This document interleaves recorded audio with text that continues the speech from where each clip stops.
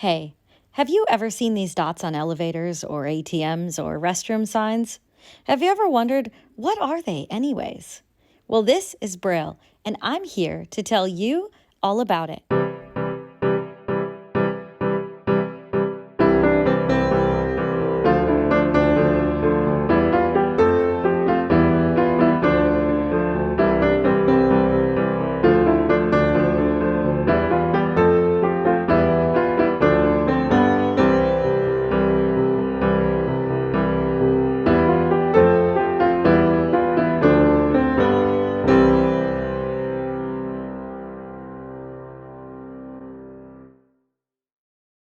Hello, everyone. Thanks for watching this video. I'm so glad that you're here. So Braille is a series of raised dots, and you've probably seen these raised dots in more places than maybe you've noticed, unless you're really, really observant. Places like elevators, at grocery stores, on soft drink cups, or even on ATMs. And you probably wonder, what are these dots and what does it even mean? It probably just seems like code from another planet, I'm guessing. And I can understand that. If I didn't know how to read it, I'd probably feel the same way about it too. But actually, Braille is quite interesting. It's a major form for blind people and legally blind people to read and write. It's really miraculous when you think about it because it opened the door for so much literacy and education, and for blind people to be a part of the modern world today. But yet it all started back in the 1800s. Louis Braille was born in 1809 and was blinded by a horse accident of some kind when he was 3. His parents wanted him to get an education, and so they sent him off to a boarding school in France. He was actually living in France, but in a smaller town, I guess, and then he went to Paris to this boarding school. After he was educated, he developed the Braille code. And Braille, like I said, is a series of dots. I know I sound like a broken record, but it's such a hard system to explain that I want to make sure you understand it to the best of my ability. So it's a series of cells, and within each cell, there are 8 dots, 6 to 8 dots. And those 6 to 8 dots actually form various letters and combinations of letters, numbers, and shorthand Braille that blind people can read with their fingers. Now, believe it or not, a lot of blind people read really well. So I'm talking 300 words a minute.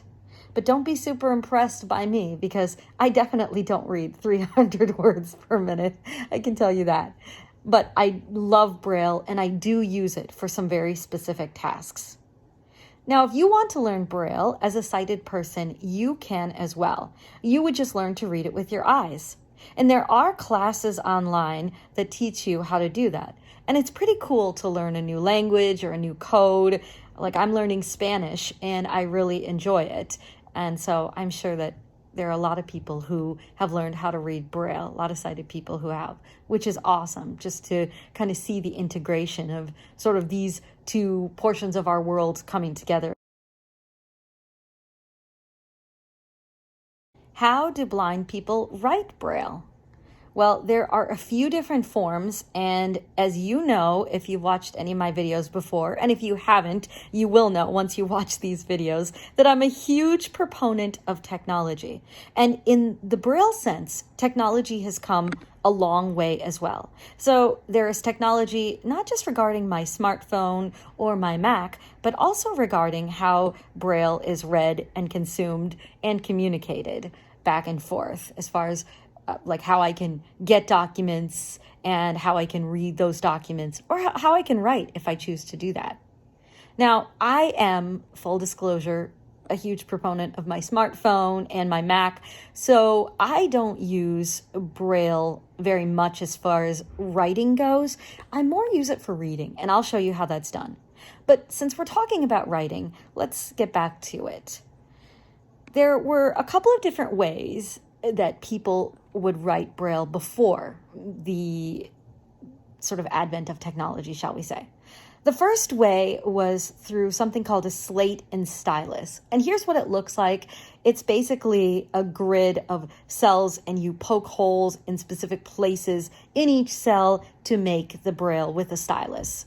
Now, I don't know if I could really write with a slate and stylus. It's not something I personally ever really learned to do. So if I did, I'd probably write really slow.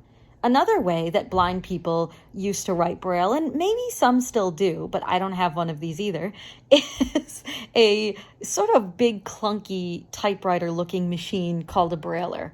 And this is what it looks like. You can see that you've got the 6 dots in the middle, and you've got a space bar, and then you've got a little advanced key, usually on the left-hand side, and you put pieces of paper in it individually, and then you basically can write Braille that way. But again, I don't actually have that. I do know how to use it though, because the technology has come so far, and now you're going to see a more updated form of it. So this little contraption that you see in front of you is called a Braille display.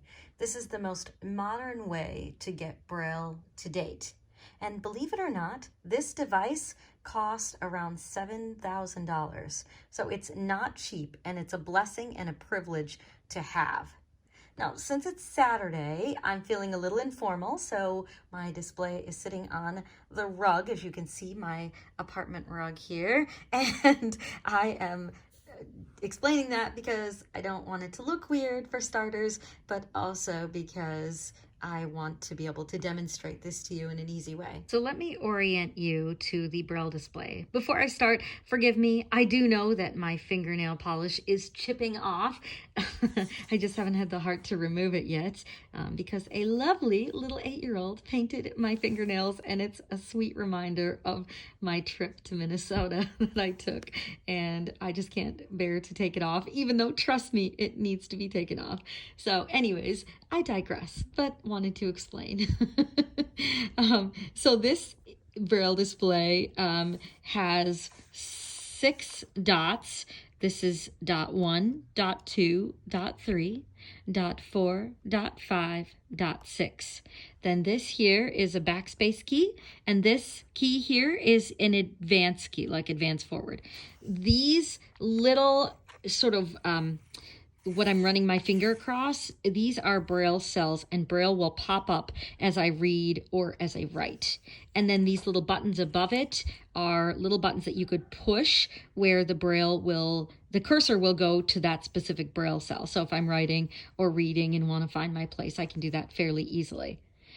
So like I said, this is a pretty expensive machine, and it's pretty amazing though. I mean, the technology is fantastic, and I'm so grateful to be able to have it. And I do put it to good use when it comes to reading auditions or reading voiceover auditions as well. And that's pretty much what I like to use it for. And I'm going to give you a little demonstration of how it works. So I turned it on, and you could hear the little beep that lets me know it's on. And right when I turn it on, it says Handy Tech. And it says, it says Handy Tech Active Braille 4.3. So that's just kind of like the version, when you start up your computer, similar. So I'm going to advance so you can see how this works. This is the file menu. You can also advance on this side too. These little keys are also backwards and forwards keys. So that this is calculator. This is scheduler, so like a planner. This is clock. This is music Braille, so there's a whole different code for Braille music if you wanted to read that. This is games. Now, truthfully, I do like playing games on my phone, but I've never played a game on this, so I couldn't even tell you what's in this menu. This is PC mode, and then there are just some other things inside of this menu that are not super important for this demonstration. Now I'm going to hit a command, and I'm going right back to File, and I'm going to scroll to the file I want, and I'm doing that, see, by pressing these little keys right here. Now I'm going to read a short portion of a voiceover audition that I did earlier this year, so you can see how someone who is blind would read Braille. Hi, we're Bed Linens, and we make ridiculously comfortable sheets, the best sheets on the planet. We scoured the globe to find the highest quality cotton and used it to design amazingly soft sheets delivered straight to your door. And so that's just a portion of how I would read. And notice I'm reading with one hand, sometimes even with one finger. Some people read with two hands, and that probably does make them faster. I've just always been that way. I'm not even just doing it for the video. That's just how I read. So one thing I wanted to mention about the Braille display is that I can also take documents from a PC and transfer them to the display, and it turns it into Braille for me to be able to read. That's one of my favorite parts, but it takes a PC computer, and I do have an old one, and basically what you do is you hook it up via a USB cable or via Bluetooth, and then you transfer the file over.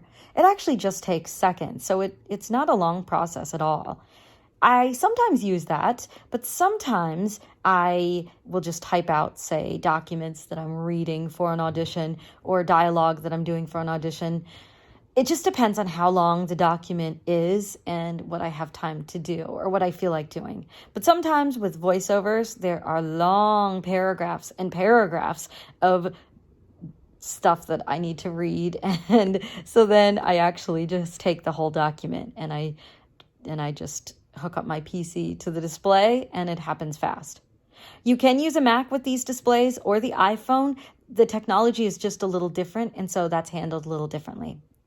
But I wanted to explain that to you, even though that was maybe a little more than you needed to know, just to show you how awesome and unique this Braille display actually is. Now, just a couple of final summary notes for you.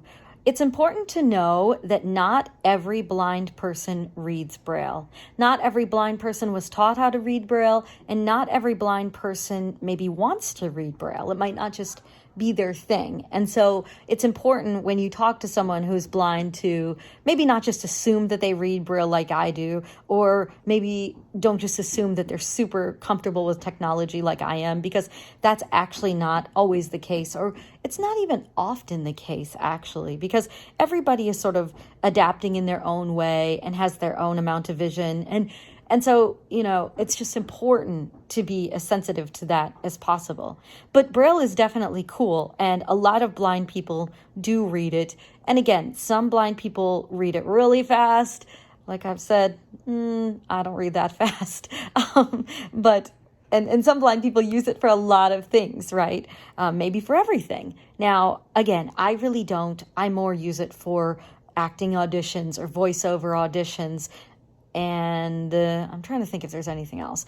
That's pretty much all I use it for these days. If I had to give a presentation, I might use it as well, because I read print with a magnifying glass, and so I don't want to be looking down at the paper when I'm talking to my audience. So that might be another way that I use Braille. But for instance, when I cook and read a recipe, like you, I just would read it off of my phone, because it's just faster to get the recipe that way. Well, I hope that this video was interesting and educational for you.